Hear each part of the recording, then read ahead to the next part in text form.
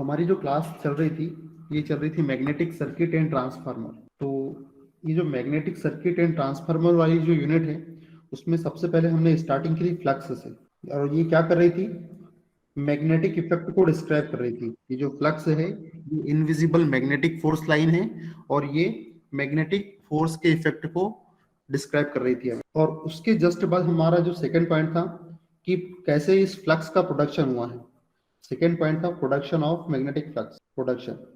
तो प्रोडक्शन का मैंने जो फर्स्ट टेक्निक बताई थी आपको, मैंने आपको बताया था कि जब भी किसी कंडक्टर में करंट का फ्लो होता है तो उस कंडक्टर के चारों ओर मैग्नेटिक फ्लक्स प्रोड्यूस हो जाता है, ये मैंने आपको बताया था। और सेकंड जो टेक्निक थी कि जो मैग्नेटिक फ्लक्स प्रोड्यूस होता है मैग्नेट के थ्रू प्रोड्यूस होता है, ठीक है। उसके बाद मैंने आपको बताया था कि जो मैग्नेट होती है वो टू टाइप्स की होती है। एक बताया था परमानेंट मैग्नेट, और सेकंड बताया था electromagnet. Permanent magnetic flux produce करती है, और ये ऐसा इसलिए कर पाती है क्योंकि इसका इंटरनल स्ट्रक्चर कुछ इस प्रकार का होता है। और जो इलेक्ट्रोमैग्नेट होती है, इस इलेक्ट्रोमैग्नेट में मैग्नेटिक प्रॉपर्टी तब तक के ही रहेगी जब तक कि हम इसे इलेक्ट्रिकल सप्लाई दे रहे हैं। जैसे ही हम इसे इलेक्ट्रिकल सप्लाई हटा देंगे तो वापस से ये अपनी ओरिजिनल स्टेट में वापस से सारे के सारे पैरामैग्नेट आ जाते हैं। ये जो डायग्राम बना था कल, यहाँ पर देखो, जो इलेक्ट्रोमैग्नेट रहती है, जैसे कि एक शॉर्ट आयरन है, उसके अंदर पैरामैग्नेट्स होते हैं जो कि जिगजैग फैशन में रहते हैं, प्रॉपर अरेंज नहीं रहते हैं। और जैसे ही मैं इसे इलेक्ट्रिकल सप्लाई प्रोवाइड करता हूँ तो ये सारे के सारे पैरामैग्नेट एनर्जाइज हो जाते हैं और एक प्रॉपर सीक्वेंस में अरेंज हो जाते हैं, जिससे कि ये जो सॉफ्ट आयरन है ये मैग्नेट की तरह बिहेव करने लगता है। और जब ये मैग्नेट की तरह बिहेव करने लगता है तो अपने अंदर से मैग्नेटिक फ्लक्स लाइंस को पास करना चालू कर देता है, निकालना चालू कर देता है, इमिट करना चालू कर देता है। देखो, ये मैग्नेट अपने अंदर से मैग्नेटिक फ्लक्स की जो लाइन है उसे निकाल रहा है, मैग्नेटिक फोर्स लाइन। ये मैग्नेटिक फोर्स लाइन कहते हैं इसे। ये जो इनविजिबल रेस है इन्हें हम मैग्नेटिक फोर्स लाइन कहेंगे, मैग्नेटिक फोर्स लाइंस, ठीक है। इस प्रकार से होती है। और ये मैग्नेटिक फोर्स लाइंस की प्रॉपर्टी क्या होती है, आपने पढ़ा होगा ये property of magnetic force line. क्या प्रॉपर्टी होती है कि ये जो मैग्नेटिक फोर्स लाइन जो होती है ये कभी भी एक दूसरे को कट नहीं करती आपस में, इस प्रकार का इनका नेचर होता है। यस सर, इंटरसेक्ट नहीं करती एक दूसरे को। Yes sir, yes sir. यहाँ आप मैग्नेटिक फ्लक्स की प्रॉपर्टी देखिए। फर्स्ट प्रॉपर्टी क्या है मैग्नेटिक फ्लक्स की, दे always form a closed loop. अब यहाँ पर देखिए, ये एन पोल से फ्लक्स निकला और एस पोल के अंदर चला गया, ये क्लोज्ड लूप फॉर्म कर रहा है। ये एन पोल से ये फ्लक्स निकला और एस पोल में इस प्रकार से जो मेरा पेन चल रहा है ना, जिस प्रकार से, उस प्रकार से ये क्लोज्ड पाथ फॉलो करता है। तो they always form a closed path. N से निकलेगा, एस में जाएगा, ये देखो, ये एन पोल है, ये एस पोल है, ये एन पोल से फ्लक्स निकलेगा और एस पोल में इस प्रकार से जाएगा। तो जो मैग्नेटिक फ्लक्स है मैग्नेट के बाहर एन पोल से निकलता है और एस पोल में जाता है, और मैग्नेट के अंदर ये एस पोल से निकलता है और एन पोल पर जाता है।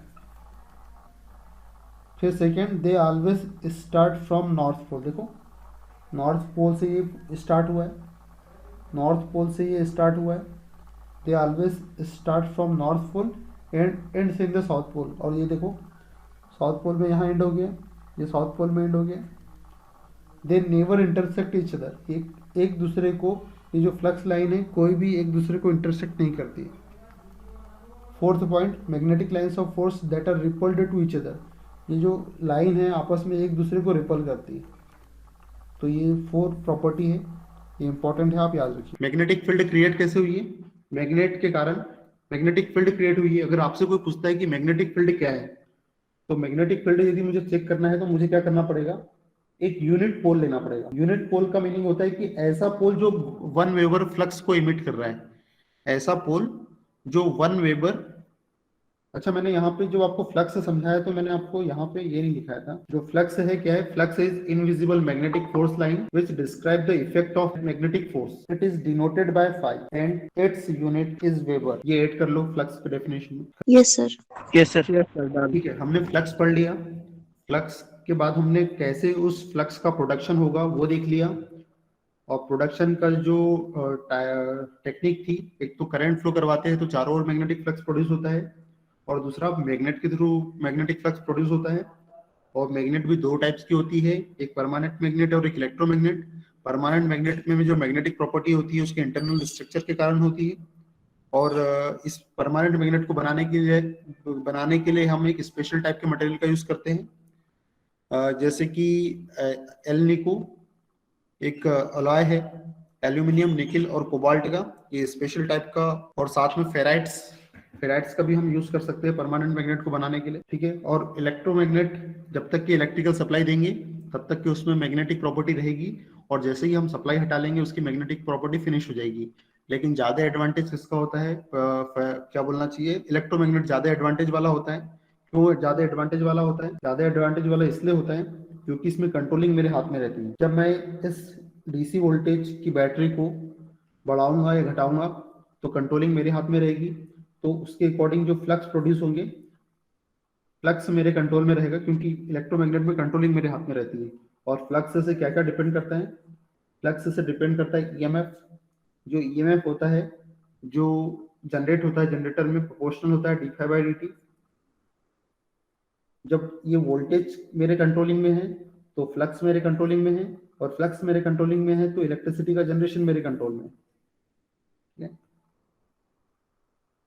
और सर हाँ बोलो बच्चे। सर जहाँ पे इलेक्ट्रिसिटी जनरेशन बिल्कुल कांस्टेंट करना हो तो वहाँ पे मतलब परमानेंट मैग्नेट ज़्यादा बेनिफिशियल होगा ना फिर? नहीं, हम जनरली यूज नहीं करते हैं। जनरली हम इलेक्ट्रोमैग्नेट ही प्रेफर करते हैं, क्योंकि जो क्या बोलना चाहिए, जो परमानेंट मैग्नेट होता है वो टाइम के साथ में उसकी जो स्ट्रेंथ है वो कम होती जाती है।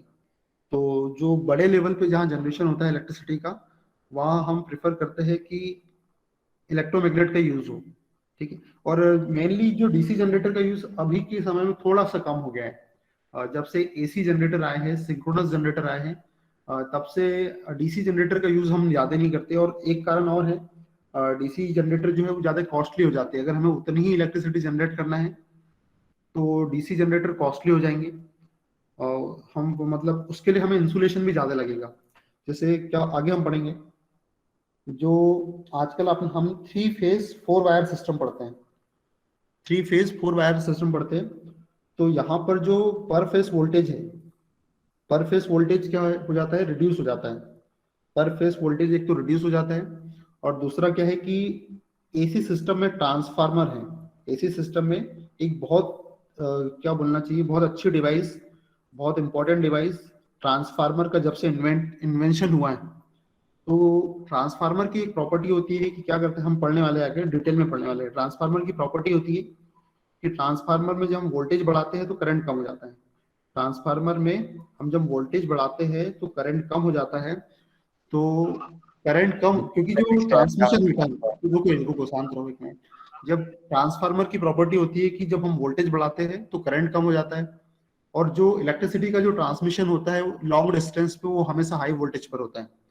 तो जब हाई वोल्टेज पे पावर का ट्रांसमिशन होता है तो करंट कम हो जाता है, और जब करंट कम हो जाता है तो आई स्क्वायर आर लॉस, जो ट्रांसमिशन लाइन में होने वाले जो आई स्क्वायर आर लॉस है वो रिड्यूस हो जाते हैं, क्योंकि करंट कम हो जाता है। और करंट कम होता है तो आई स्क्वायर टाइम करंट कम हो जाता है। तो इस वजह से हम डीसी को प्रेफर नहीं करते, हम एसी को प्रेफर करते हैं, क्योंकि वो थोड़ा हमें इकोनॉमिकल हो जाता है, ठीक है। हाँ, आप पूछो क्या पूछना चाह रहे हो। सर मैं ये पूछना चाह रहा था कि जैसे इलेक्ट्रोमैग्नेट यूज़ करना ज़्यादा मतलब सस्ता पड़ेगा या फिर परमानेंट मैग्नेट मतलब चेंज करते रहना? देखो, परमानेंट मैग्नेट को मैंने आपको एक कारण तो बता दिया कि हम उसे यूज नहीं करते हैं, क्योंकि उसमें कंट्रोलिंग मेरे हाथ में नहीं है। और कभी भी कांस्टेंट यस सर। रिक्वायरमेंट कैसे रहेगी, तुम मुझे बताओ। हमारा जो डोमेस्टिक एप्लीकेशन है, हमारा डोमेस्टिक एप्लीकेशन जो हमारे घरों के आसपास जो ट्रांसफार्मर लगे हुए हैं, तो हमारी क्या जो यस सर। डोमेस्टिक रिक्वायरमेंट रहती है वो हमेशा कांस्टेंट रहती है क्या? कल कोई नई बिल्डिंग बन रही, कहीं और कहीं मॉल बन रहा है, कुछ बन रहा है, कुछ कंस्ट्रक्शन तो चल ही रहे, कंटिन्यूअसली चल रहे, तो आपको लोड कांस्टेंट कैसे रहेगा मुझे बताओ। एक कॉलोनी बन रही है, उसमें बहुत सारे प्लॉट कट रहे हैं, और फिर वहां पे इलेक्ट्रिसिटी की डिमांड है, कंपनियां बन रही है, तो इलेक्ट्रिसिटी की डिमांड कांस्टेंट कैसे रह सकती है मुझे बताओ। कोई ओके इंडस्ट्री सर। है नहीं तो सर, उसमें कई नई बार होता है फैक्ट्री। ना कि जैसे कोई फैक्ट्री है तो वहां पे एक जैसे कोई नहीं नहीं मशीन चल रही है तो वहां पे कांस्टेंट सप्लाई चाहिए होती नहीं, है तो उसको। वो वहां फैक्ट्री तो के यूज। आगे बढ़ेगी ही नहीं क्या मुझे बताओ। उसमें उसमें यूनिटें बढ़ेगी, प्रोडक्शन बढ़ सकता है, वहां भी डिमांड कम ज्यादा होती है। मार्केट की रिक्वायरमेंट के अकॉर्डिंग वहां पे डिमांड कम ज्यादा हो सकती है, कि अभी सामान ज्यादा बिक रहा है तो ज्यादा डिमांड है, तो ज्यादा प्रोडक्शन करना पड़ेगा। और कोई सीजन ऐसा आता है, जैसे कि सपोज करते हैं कि रेनकोट रेनकोट का प्रोडक्शन हो रहा है, तो रेनकोट का प्रोडक्शन हो रहा है तो वो केवल बरसात के समय ज्यादा रहेगा, बाकी टाइम नहीं रहेगा, तो पर्टिकुलर उस टाइम में डिमांड बढ़ जाएगी। तो वो डिपेंड करता ओके सर, ओके, है ना, समझ तो गया डिमांड एक सर। जैसी नहीं रहती। तो परमानेंट मैग्नेट को जो छोटी छोटी मशीनें हैं, हाँ जरूर, जैसे खिलौने हो गए हमारे घरों में जो टॉयस होते हैं, तो वहां पे जो मैग्नेट का हम यूज करते हैं, जो छोटी छोटी हम छोटे रहते हैं जब गाड़ी चलाते हैं चाबी वाली की वाली, तो उन गाड़ियों हाँ में सर, हाँ। परमानेंट मैग्नेट का यूज करते हैं हम, हाँ क्योंकि सर, बिल्कुल, रिमोट कंट्रोल कार्स हाँ वगैरह। हाँ बिल्कुल, जो छोटे एप्लीकेशन है वहाँ आज भी परमानेंट मैग्नेट का यूज होता है, लेकिन जो बड़ी एप्लीकेशन है वहाँ परमानेंट मैग्नेट का यूज नहीं होता, वहाँ इलेक्ट्रोमैग्नेट का यूज होता है। Okay sir, okay. क्लियर है? चलो, कहाँ थे अपन? ठीक है, उसके बाद मैंने आपको प्रॉपर्टी बताई। अब मुझे आपको डेफिनेशन बताना है मैग्नेटिक फील्ड की, क्योंकि मैंने आपको पोल बनाना सिखा दिया है कि पोल कैसे बनता है। पोल बनाने के लिए आप क्या करो, सॉफ्ट आयरन के ऊपर वाइंडिंग लपेट दो और उसे सप्लाई दे दो, वो पोल की तरह बिहेव करने लगता है। तो मुझे पोल पता चल गया क्या है। ठीक है, अब नीचे हेडिंग डालो, लिखो यूनिट पोल। इसके नीचे हेडिंग डालो, अभी तक यहाँ लिखा आपने, उसके नीचे लिखी unit pole, the magnet with emit 1 weber magnetic flux called unit pole. अब ये यूनिट पोल नॉर्थ पोल भी हो सकता है, साउथ पोल भी हो सकता है। Unit north pole, unit south pole. अगर यूनिट नॉर्थ पोल बात करें तो ये फ्लक्स को इमिट करेगा, और यूनिट साउथ पोल क्या करेगा, फ्लक्स को अपने अंदर, यूनिट साउथ, ये 1 वेबर फ्लक्स को इमिट करेगा और ये 1 वेबर फ्लक्स को कैरी करेगा। ठीक है, अब हेडिंग डालिए magnetic field. Magnetic field, field means क्या होता है, एरिया। ऐसा ऐसा एरिया जिसमें कोई यूनिट पोल, नॉर्थ पोल या फिर south pole, unit north pole या साउथ पोल फोर्स का एक्सपीरियंस करे। ऐसा एरिया जिसमें यूनिट नॉर्थ पोल या यूनिट साउथ पोल फोर्स का एक्सपीरियंस करे, वो मैग्नेटिक फील्ड कहलाता है। जैसे कि मुझे पता करना है कि मैग्नेटिक फील्ड है या नहीं है, तो मेरे पास एक 1 वेबर, जो ऐसा, ये एक मैग्नेट है या फिर एक ऐसा पोल है जो 1 वेबर फ्लक्स अपने अंदर से निकालता है। ये 1 वेबर अपने अंदर से निकालता है। अब मैंने क्या किया, मैंने इसे उठाया, इस पोल को। अब मुझे चेक करना है कि मैग्नेटिक फील्ड है या नहीं। कैसे पता चलेगा? तो लेकर जाऊंगा, लेकर जाऊंगा, लेकर जाऊंगा, और जैसे ही ये इस फील्ड में आएगा, जैसे ही इस फील्ड में आएगा, तो ये एन पोल क्या करेगा, इसे रिपल करेगा।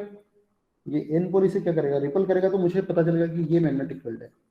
ये यहाँ से गया गया गया गया गया, ये जिसको धकाने लगा, इधर रिपल करने लगा, तो मुझे समझ में आ गया कि मैं मैग्नेटिक फील्ड में आ गया हूँ। या फिर अगर ये साउथ पोल की तरफ से जाऊं, तो ये साउथ पोल क्या करने लगा, ये फिर रिपल करने लगा, ये रिपल करने लगा, तो मुझे समझ में आ गया कि मैं मैग्नेटिक फील्ड में आ गया हूँ। ठीक है, सर हाँ बोलो कुछ। सर, मैग्नेटिक फील्ड में एंटर होते ही गैल्वेनोमीटर में भी डिफ्लेक्शन होना चालू हो जाता है क्या? डेफिनेटली, अगर कंडक्टर कनेक्ट किया है आपने, कोई कंडक्टर है, वो डिपेंड करता है ना यार। ये कंडक्टर है, इस कंडक्टर से आपने गैल्वेनोमीटर कनेक्ट करके रखा है। ठीक है, और ये कंडक्टर का पाथ यस क्लोज सर। है, और मैं इसे उठाऊंगा। मैंने इसे उठाया, अब यहाँ पर मैं, हमारे फिर जो माइकल फेराडे साहब है, उनका कॉन्सेप्ट आएगा। उन्होंने बताया था कि जब किसी मैग्नेटिक फील्ड में किसी कंडक्टर को हम क्या कराते हैं, मोशन करवाते हैं, तो उस कंडीशन में उसमें ईएमएफ इंड्यूस होता है। जब ईएमएफ इंड्यूस होगा, वोल्टेज इंड्यूस होगा, और क्लोज पाथ है तो करंट फ्लो होगा। तो उस कंडीशन में सर, गैल्वेनोमीटर डिफ्लेक्शन देगा, अदरवाइज नहीं देगा। ओपन रहेगा तो कहाँ से ओके देगा? सर। सर, इसका करेंगे। मूवमेंट करना जरूरी हो जाएगा ना फिर? हाँ फिर मूवमेंट करना जरूरी हो जाएगा। इसलिए तो हमने नॉर्थ पोल लिया है, ताकि वो मैग्नेट है।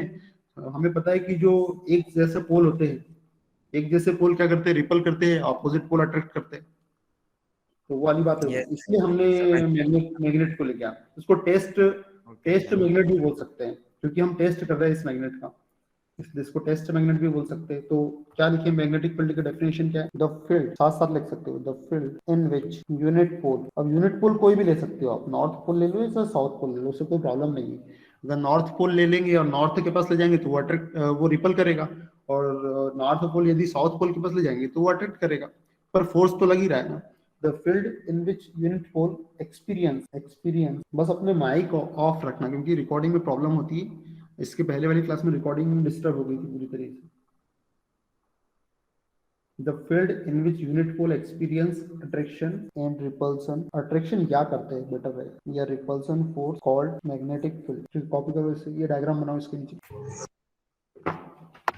Hello sir. हाँ बोलो। सर एक और डाउट मेरे को उसी दिन से आ रहा था सर, ऑफलाइन आया था मैं उस दिन से। बताओ बताओ। सर जब आपने बताया था कि वो हर एलॉय की एक मतलब लिमिट होती है, इससे ज़्यादा इलेक्ट्रिसिटी सप्लाई करने के बाद सर वो ब्रेक हो जाएगा। हम्म हाँ तो सर मैं ये पूछ रहा था सर, वो ब्रेक कैसे होगा? मतलब एलॉय के मेटल्स अलग अलग हो जाएंगे या फिर मेल्ट हो जाएगा वो, या हीट हो जाएगा, रेड रेड रेड हो जाएगा, क्या होगा देखो, सर? वो नहीं। ऐसा ऐसा कुछ नहीं होगा। जब उसके अंदर जो फ्लक्स है वो जब कांस्टेंट हो जाएगा, हाँ देखो ये ट्रांसफार्मर है, ये उसकी कोर है। Yes sir. इसे मैंने दे दी है इलेक्ट्रिकल सप्लाई, यहाँ से मैंने करंट फ्लो करवाया। जब करंट फ्लो करवाया तो क्या होगा, यहाँ मैग्नेटिक फ्लक्स प्रोड्यूस होगा। अब ये जो कोर का एरिया है, अब ये फ्लक्स लाइन है। अब जैसे कि लिमिट से एक एग्जांपल से समझाता हूँ, चलो इससे इससे समझाने से पहले एक एग्जांपल बताता हूँ आपको। एक छोटा सा कमरा है, उसमें केवल 100 पीपल आ सकते हैं। हाँ सर। उसमें केवल 100 पीपल आ सकते हैं। तो क्या तुम उसमें और 100 से ज्यादा लोगों को रख सकते हो क्या? नहीं। अगर मैक्सिमम लिमिट है कि 100 से ज्यादा लोग आ ही नहीं सकते। जैसे एक लिफ्ट है, एक लिफ्ट में अगर 10-15 लोग हैं तो ठीक है, 10 5 5 5 लोग और उसमें बैठ सकते हैं।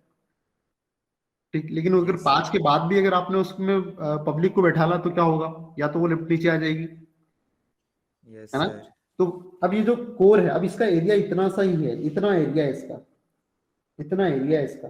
तो इसमें एक एक फ्लक्स भी जा रहा है, तो एक लिमिट तक ही आप इसमें फ्लक्स जाएगा ना। उसके बाद यहाँ से आप कितनी भी सप्लाई दो, उसके बाद यहाँ से आप कितनी भी सप्लाई दो, अब तो उसके पास ऑप्शन ही नहीं है ना कि जो कोर है वो तो फुल हो चुकी है ना। जब ओके। कोर पूरी फुल हो ओके गई है तो सर, अब सर समझ समझ गया गया ना। सर। एक लिमिट के बाद कैसे हाँ। करोगे आप, उसकी उसका एरिया ही उतना है। एक लिफ्ट में आप जितने लोग बैठा सकते हो 10, चलो एक्स्ट्रा बैठा लिया आपने 3-4, पर उससे ज्यादा थोड़ी कर सकते हो आप, इसलिए हर एक चीज की लिमिट होती है। हाँ हाँ, ठीक समझ है, गया सर, अब कैसे समझ गया समझा दो, सर। ठीक है। चलो, तो ये बना लिया मैग्नेटिक फील्ड, लिख लिया, डायग्राम बन गया। Yes sir. ठीक है। अब मैग्नेटिक फील्ड की स्ट्रेंथ मुझे पता करना है कि मेरा मैग्नेटिक फील्ड कितना स्ट्रांग है। तो कैसे पता करूंगा, मुझे मेरे मैग्नेटिक फील्ड की स्ट्रेंथ पता करना है कि मेरा मैग्नेटिक फील्ड कितना स्ट्रांग है। तो वो कैसे पता चलेगा, वो भी इसी टेक्निक से पता चलेगा। एक यूनिट पोल लो। अब जैसे मुझे इस पॉइंट पर, ये मैग्नेटिक फील्ड है पूरा, और चलो एक अलग से बनाते हैं। मुझे मैग्नेटिक फील्ड की स्ट्रेंथ पता करना है कि मेरा मैग्नेटिक फील्ड कितना स्ट्रांग है। ये मैग्नेटिक फील्ड है, ठीक है, ये मैग्नेटिक फील्ड। मुझे मेरे मैग्नेटिक फील्ड की स्ट्रेंथ पता करना है कि मेरा मैग्नेटिक फील्ड कितना स्ट्रांग। अब मुझे, अब ये जो फ्लक्स निकल रहा है तो डेफिनेटली मैग्नेट से ही निकल रहा होगा। तो यहाँ कहीं मैग्नेट होगी, इस मैग्नेट से, यहाँ कहीं मैग्नेट होगी, और इस मैग्नेट से फ्लक्स निकल रहा है। इस मैग्नेट ने मैग्नेटिक फील्ड क्रिएट किया है। अब मुझे पता करना है कि मेरे मैग्नेटिक फील्ड की किसी पॉइंट पर कितनी स्ट्रेंथ है। चलो मुझे इस पॉइंट पर पता करना है कि कितनी स्ट्रेंथ है। सपोज करो कि मुझे इस पॉइंट पर पता करना है कि मेरा मैग्नेटिक फील्ड कितना strong, strength of magnetic field. मुझे इसकी स्ट्रेंथ फाइंड आउट करना है। जब मुझे इसकी स्ट्रेंथ फाइंड आउट करना है, किसी की स्ट्रेंथ कैसे पता चलती है, तो मुझे स्ट्रेंथ ऐसे पता चलेगी कि मैं जब, ये मेरा फिर से वो यूनिट वाला पोल, ये यूनिट पोल है। यूनिट पोल को क्या बोलते हैं, ऐसा पोल जो 1 वेबर का मैग्नेटिक फ्लक्स इमिट कर रहा है। तो ये यूनिट पोल है। इस यूनिट पोल को उठाया मैंने यहाँ से, और मैं इस पॉइंट पर गया, इसको, और जैसे ही मैं इस पॉइंट पर गया, तो ये पोल, ये जो यूनिट पोल है, ये जितने फोर्स का एक्सपीरियंस करेगा, ये जो यूनिट पोल है, ये जितने फोर्स का एक्सपीरियंस करेगा, वही फोर्स उसकी स्ट्रेंथ कहलाएगी। ठीक है, ये यूनिट पोल जिस पॉइंट पर मुझे मैग्नेटिक फील्ड की स्ट्रेंथ फाइंड आउट करना है, उस पॉइंट पर मैं अपने यूनिट पोल को लेकर जाऊंगा, और ये यूनिट पोल जितना फोर्स का एक्सपीरियंस करेगा, उसे ही मैं क्या बोलूंगा, स्ट्रेंथ ऑफ मैग्नेटिक फील्ड, या फिर मैग्नेटिक फील्ड इंटेंसिटी, या फिर मैग्नेटिक फील्ड इंटेंसिटी। और इस sir magnetic field force intensity को, अट्रैक्टिव और हाँ बोलो बच्चे। सर वो फोर्स मतलब अट्रैक्टिव भी हो सकता है और रिपल्सिव भी हाँ हो सकता है। डेफिनेटली डेफिनेटली, डेफिनेटली वो एट्रैक्टिव भी हो सकता है, वो फोर्स रिपल्सिव भी हो सकता है। ठीक है, कोई प्रॉब्लम नहीं है उसमें। ठीक है, तो ये हो गया मेरा मैग्नेटिक फील्ड इंटेंसिटी या फिर स्ट्रेंथ ऑफ मैग्नेटिक फील्ड। तब स्ट्रेंथ ऑफ मैग्नेटिक फील्ड या मैग्नेटिक फील्ड इंटेंसिटी को हम इस प्रकार से एक्सप्रेस करेंगे, हम डिफाइन करते हैं एग्जाम में कैसे लिखना है आपको। स्ट्रेंथ ऑफ मैग्नेटिक फील्ड और intensity of magnetic field at any point in magnetic field is force experience by unit pole at that point where we want to calculate strength called strength of magnetic field or intensity of magnetic field. It is denoted by H. It is denoted by H and its unit is Newton per coulomb और ampere per metre. ठीक है, अब देखो H को formula की form में कैसे लिखेंगे हम। एक्चुअल में मैग्नेटिक फील्ड इंटेंसिटी क्या है, यूनिट पोल पर कितना फोर्स लग रहा है उसके मेजरमेंट को मैग्नेटिक फील्ड इंटेंसिटी कहते हैं। क्या आएगा, यूनिट पोल ठीक है, यूनिट पोल। और यूनिट पोल मीन्स ऐसा पोल जो 1 वेबर फ्लक्स इमिट कर रहा है। तो यूनिट पोल पर लगने वाले फोर्स को मैग्नेटिक फील्ड इंटेंसिटी कहते हैं। इस फोर्स की यूनिट न्यूटन है और इस यूनिट पोल जो कि 1 वेबर मैग्नेटिक फ्लक्स इमिट करता है, इसकी यूनिट हो गई वेबर। तो न्यूटन पर वेबर ये मैग्नेटिक फील्ड इंटेंसिटी की यूनिट हो गई।